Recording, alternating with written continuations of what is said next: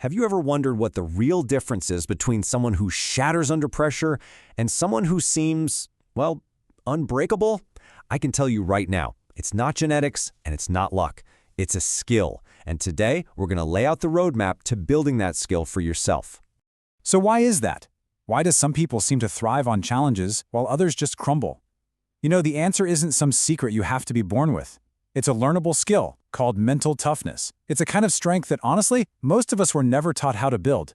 It really all starts with how you choose to see the world. Look at this. You can have the exact same pressure, the same difficult situation, and one person sees a threat, they run, and they live a fragile life because of it. But the other person, they see an opportunity to build something stronger. And this whole explainer is about how you can make that switch.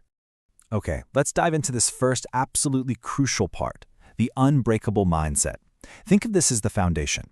Everything else we talk about today is built right on top of this. It's a fundamental shift in how you see everything.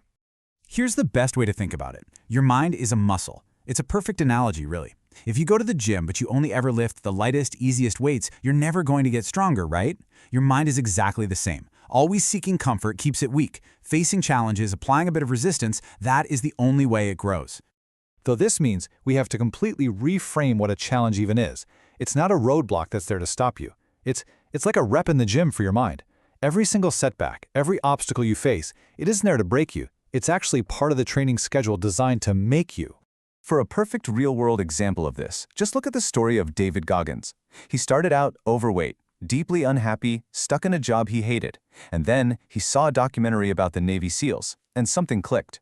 He realized that their immense struggle, that was the exact path he needed. He just made a decision to completely reinvent himself from the ground up.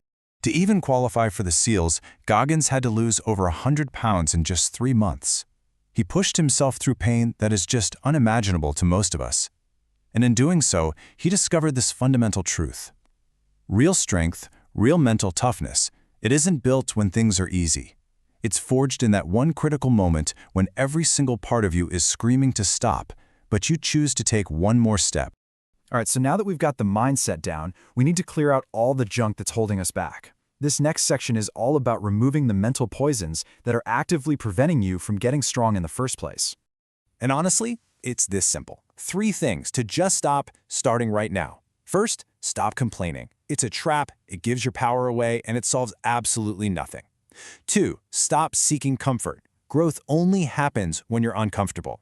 And 3, stop making excuses. Excuses are just permission slips you write for yourself to stay weak. You always have a choice. Okay, so once you've cleared out that negative clutter, it's time to build. This next part is your daily toolkit. These are the things you can do to actively forge mental discipline, day by day, piece by piece. And listen, don't let the simplicity of these fool you because they are powerful. Start your day with a cold shower. It's a way of intentionally choosing discomfort first thing. Exercise your body, because a strong body and a strong mind are deeply connected.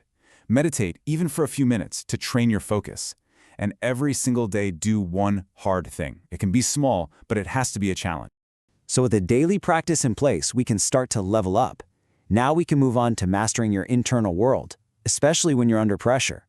This is all about advanced mental and emotional control. Strong people aren't emotionless. They just don't let their emotions drive the car. And the secret weapon here is the pause. When a trigger hits, stress, anger, fear, your first instinct is to just react. Instead, you stop. You take one single deep breath. That tiny bit of space allows you to choose a logical response instead of just being a victim of your own emotional reaction. This also means completely changing your relationship with failure. Most of us are terrified of it, but real growth is absolutely impossible without it. The world's greatest achievers have failed more times than most people have even tried, because failure isn't the opposite of success, it's a requirement for it. The only true failure is when you decide to just give up. This brings us to a really critical distinction that trips up so many people. We're talking about discipline versus motivation. One is a reliable tool you can always count on, and the other is, well, it's a very unreliable friend. Just look at the difference here. Motivation is a feeling. It's an emotion. It comes and goes like a roller coaster. And if you only do the work when you feel like it, you'll never ever be consistent. Discipline, on the other hand, isn't a feeling at all. It's a choice. It's a commitment. And that's what makes it so dependable. And this is the core definition, right here. Discipline is simply the ability to do what you know needs to be done, even and especially when you don't feel like doing it. You don't need to feel like going to the gym. You just go. You don't have to feel like getting up early. You just get up. This is the engine that drives all long-term success. So how do you actually build this discipline? You do it by focusing on your system, not just your goal. See, a goal is the result you want, like losing 20 pounds. The system is the action you take every day, the discipline you practice, showing up to the gym 5 times a week, no matter how you feel. Don't just chase the goal, execute the system, day in and day out, and the results, they just become inevitable.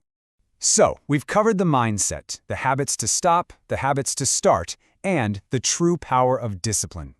And that brings us right here to this final moment. This is your turning point.